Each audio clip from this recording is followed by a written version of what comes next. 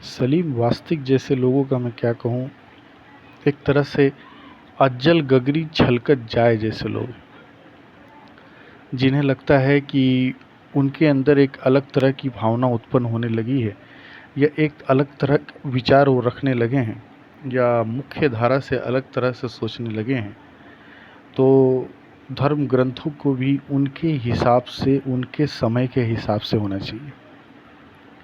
देखिए, कोई भी धर्म ग्रंथ किस समय पे उतरा है और किस व्यक्ति के द्वारा प्रचारित किया जा रहा है, किन किन व्यक्तियों को कहा जा रहा है, उसके हिसाब से लहजा होता है।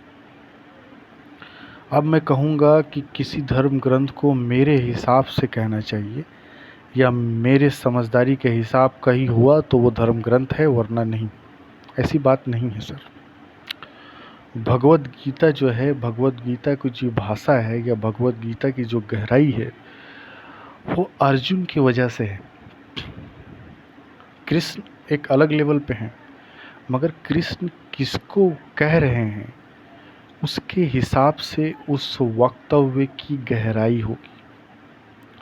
अर्जुन है इसलिए गीता की गहराई या गीता का जो वक्तव्य है या गीता का जो पाठ है वो अर्जुन के हिसाब का है, क्योंकि कृष्ण अर्जुन को समझा रहे हैं, एक मजमे को नहीं समझा रहे हैं। अगर कृष्ण एक बैलगाड़ी चालक को समझा रहे होते तो वो बैलगाड़ी चालक की भाषा बोल रहे होते, वो अर्जुन की भाषा नहीं बोल रहे होते, क्योंकि ज्ञानियों को समझाने की भाषा अलग होती है और अज्ञानियों को समझाने की भाषा अलग होती है। नर्सरी को बच्चों को क्वांटम फिजिक्स की नॉलेज नहीं दे सकते हम। नर्सरी के बच्चों को हम ABCD ही सिखाएंगे। जब वो 11-12 में पहुंच जाएंगे या वो ग्रेजुएशन पे जाएंगे तब उनको क्वांटम फिजिक्स की नॉलेज दी जाएगी। कुरान जहाँ उतरा वहाँ पे अर्जुन को समझाने वाली भाषा का उपयोग नहीं हो सकता है या मुझे समझाने वाली भाषा का उपयोग नहीं हो सकता। किसी भी तार्किक व्यक्ति जो आज अपने आप को मुख्य धारा से अलग मानता है या समझता है कि मैं बहुत तार्किक हो चुका हूँ या मुझे कुछ और समझ में आने लगा है, उसके हिसाब का कोई भी भाषा नहीं हो सकता। किसी धर्म ग्रंथ मेरे हिसाब का नहीं होगा, वो अपने समय अपने लोगों के हिसाब का होगा। गौतम बुद्ध त्रिपिटक में कोई बात को बार बार कहते हैं तो वो उस वक्त के लोगों के हिसाब से कहते हैं, ताकि वो उन लोगों के दिमाग में घुस जाए। एक ही बात को वो 3-3 बार या 2-2 बार कह रहे हैं, इसलिए कि वहाँ के लोगों तक पहुँच जाए। कुरान शरीफ को पढ़ते वक्त कुरान शरीफ की सिर्फ शब्दों में गुम हो जाना बेवकूफ़ी है। उस शब्द के पीछे एक गहराई है, एक पृष्ठभूमि है, एक तत्कालीन परिस्थिति है। सलीम वास्तिक जैसे लोग अगर खुद को ज्ञानी समझते हैं या उन जैसे एक्स मुस्लिम जो होने का दावा करते हैं, उन्हें किसी भी ग्रंथ को पढ़ने से पहले उसकी तत्कालीन स्थिति और समय को पढ़ना ज़रूरी होना चाहिए या उन्हें समझना चाहिए। कुरान जहाँ उतर रही है वो सऊदी अरब का अंधेरा है। वहाँ के लोग आपस में एक दूसरे को छोटी छोटी बातों के लिए काट देते हैं। उनको न रहने का ढंग है, न खाने का ढंग है, न मेहमान नवाजी आती है, न सोने को समझ में आता है। उनको स्ट्रेट फॉरवर्ड बात समझ में आती है। मोहम्मद भी उन्हीं लोगों के भीतर उत्पन्न हुए या उन्हीं लोगों के भीतर संदेश दे रहे हैं, और संदेश मोहम्मद के समझ की होगी और मोहम्मद सल्लल्लाहु अलैहि वसल्लम के हिसाब से ही वहाँ के लोगों तक वो पहुँचेगी। और कुरान शरीफ जो है वो एक साथ नहीं आई। हर वीडियो में बताता हूँ, मैं हर चीज़ में समझाने की कोशिश करता हूँ कि कुरान शरीफ अन्य ग्रंथों की तरह नहीं है। कुरान शरीफ 22 साल में टुकड़ों टुकड़ों में थोड़ी थोड़ी कर परिस्थितियों के हिसाब से उतरी है।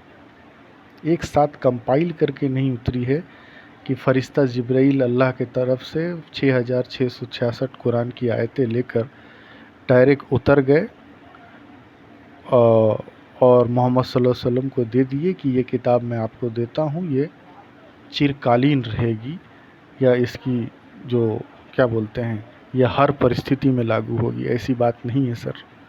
कुरान शरीफ समय के हिसाब से, लोगों के सवालों के हिसाब से, परिस्थिति के हिसाब से थोड़ा थोड़ा करके जिब्राइल मोहम्मद सल्लल्लाहु अलैहि वसल्लम को सुनाते गए और मोहम्मद सल्लल्लाहु अलैहि वसल्लम किसी से लिखवाते गए।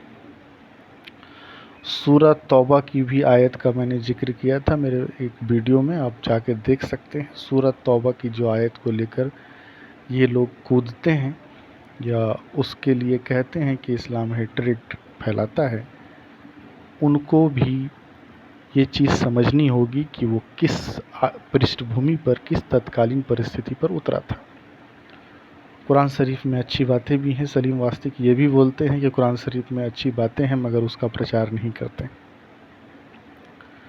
ये जो अलग मीडिया है जो इनको प्रचारित करती है, इनको भी मज़ा आता है, या ये चाहते हैं इस्लाम को नीचा दिखाकर अपनी जो भावना है, अपना जो सिद्धांत है, उसको गौरवान्वित फील कराने का।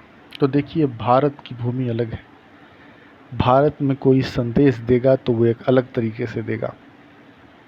भारत ऋषि मुनियों का देश है और जिन लोगों तक वो पहुंचती थी वो पूरी कम्युनिटी ही पढ़ी लिखी होती थी।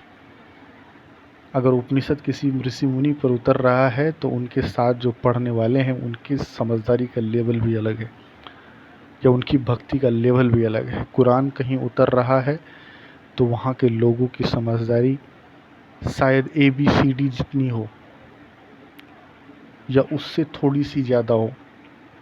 उनकी नॉलेज उतनी बेहतरीन नहीं थी कि उतना बेहतरीन वक्तव्य दिया जाए। ठीक है ना। ये चैनल मीडिया में आप बड़े हो जाएंगे या कुछ कर लेंगे, आप दिखा देंगे, उछल जाएंगे, क्या होता है यार इससे। अगर आपको समझाना ही है मुसलमानों को तो मुसलमानों और मौलवियों को कहिए कि कुरान शरीफ जब पढ़ाया करें तो उसकी पृष्ठभूमि, तत्कालीन परिस्थिति भी बताएं। मैं इससे इनकार नहीं करता कि मौलाना ने कुरान शरीफ का यूज किया है या बादशाहों ने कुरान को यूज किया है अपने फ़ायदे के लिए, बिल्कुल किया है, लेकिन इस चीज़ को समझाने के लिए आप प्रेरित कर सकते हैं। आप डायरेक्ट बोलिएगा कि इस्लाम छोड़ दो। लोग अपने अंदर की क्या बोलते हैं, अभिमान को नहीं छोड़ते हैं, तो जो बचपन से सिखाई गई चीज़ है वो कैसे छोड़ेंगे। ये भी तो उनके अभिमान का हिस्सा है।